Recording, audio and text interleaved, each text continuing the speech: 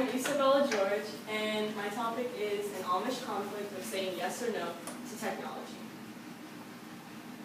So the question that I will be covering is, how are technology and advancements in the outside world affecting the stability and age-old traditions of the Amish? And the three perspectives I'll be looking into is the perspective of a historical lens, and then the perspective of the outside world, and the perspective of the Amish. So basically, as an overview of the Amish, they're kind of one of a kind globally, and especially in the United States, they're a very peculiar group to have, where we're one of the most modernized and quickly advancing countries in the world, and to have a group like the Amish is pretty interesting. And so the Amish originated in Switzerland and was founded by a man named Jacob Amen, and quickly it spread throughout Europe, and then in the mid-1700s the Amish came to the United States. So currently 65% of the Amish population lives in 24 of the United States states, and mainly in Ohio, Pennsylvania, and Indiana. So the Amish have lived by a set of rules called the Ordnung since the 1700s, and the Ordnung basically restricts all technology for the Amish to use, and it restricts access to communication with the outside world. And so the Amish are willingly sacrificing their opportunity to be involved and participate in the advancing outside world by becoming Amish, or by being born into the Amish community. And it's assumed that historically their stance on technology stemmed from their initial isolation from the outside world, because when they came to the United States, they wanted nothing to do with that community. They wanted their own community. But around the time of the Industrial Revolution, debates became common in Amish communities, and by the 1860s, the Amish church was divided into two sections, which was, one side was the Old Order Amish that followed the original 1700 Ordnung, and they were more conservative, and the other side is the New Old Order Amish, which is more lenient with the use of technology. Okay, so the Amish believe that modernity pulls certain things apart. Modernization complicates tradition and community connections. So since the separation of the Amish church, the Amish believe in preserving their values and their relations with their community and family instead of branching out to the outside world. And there's a fear of modernization, and they think that their connections are at risk with each other. And so one side, the outside world, is thinking technology connects people, but the Amish are thinking that why would you want global connections if the connections that you have right in front of you are so strong with your family members and with your community members? And it's also like an Amish belief that if you want connections outside the world, then you're taking for granted those that are right in front of you. So my second perspective is the outside world, and there are a lot of misconceptions that the outside world has on the Amish. You've probably heard a lot of these, like they're backwards, they're seen as like fascinating, some group to look into, maybe like to laugh at, or they're simple and boring, and then they're frozen in time. And then a lot of people think that the Amish are missing out on something, or they think it's not a choice, but it is in fact a choice, or it's a family's choice to be part of it. And the Amish don't have the opportunity to defend themselves because they're not really involved in the outside world. So these misconceptions kind of become stereotypes that could be false for the most part.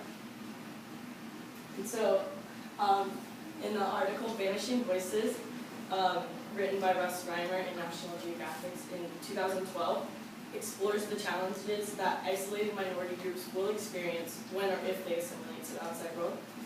The Aka people are a group from northeastern India, and they measure their personal wealth in breeds of cattle and certain valuable items that are precious to them, include necklaces with a certain type of bead, and of course that's a kind of different value that it would have in their own communities than it would be in the outside world.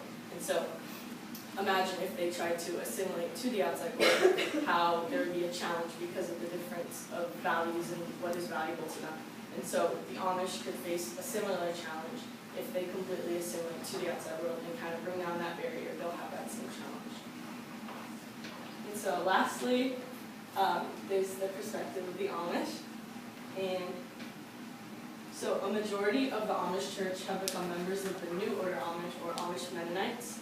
And the pressures of the outside world have created a shift in numbers from mainly Old Order Amish to New Order Amish now. And so the following of the Ordnung from the 1700s is decreasing rapidly. And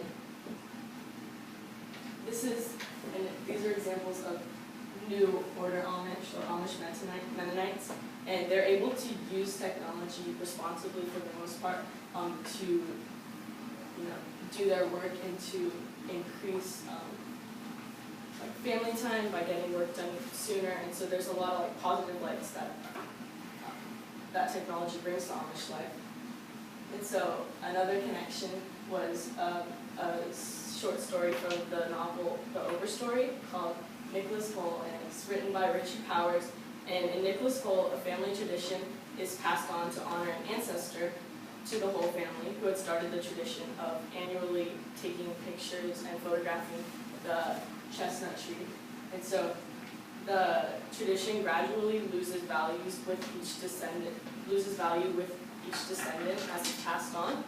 And gradually this tradition means less personally to the descendant because there's a lack of that connection, but they wish to honor those that came before in their family. And so this is a connection to the Amish and how a lot of Amish stay in their religion because they want to honor and uphold those ancestor values and not let them down. So in conclusion, some possible solutions could be a balance of technology instead of absolutely no technology, which creates a desire for Amish experience. There could be a balance, and with a bit of exposure to the outside world, then the desires will lessen or possibly disappear. So there are two possibilities for this outcome. There could, of course, become a greater desire, like once you're exposed to something, you want more of it, or it could work, and maybe an Amish person could use technology at work and like during the day, and then come home to their Amish communities without technology getting in the way. Thank you.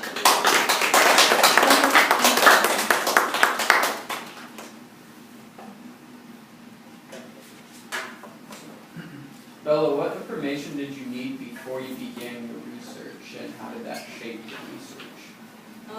The information I needed before I began my research was basically just to understand, like I had a pretty good understanding of the Amish, like before research and before I read the stimulus packet on their stance on technology and kind of their isolation. And so I needed like research on, or I needed information on what their views on and their connections and their historical lens, but then from there then I could get their own perspectives and their own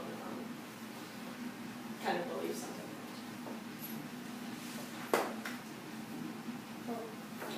technology.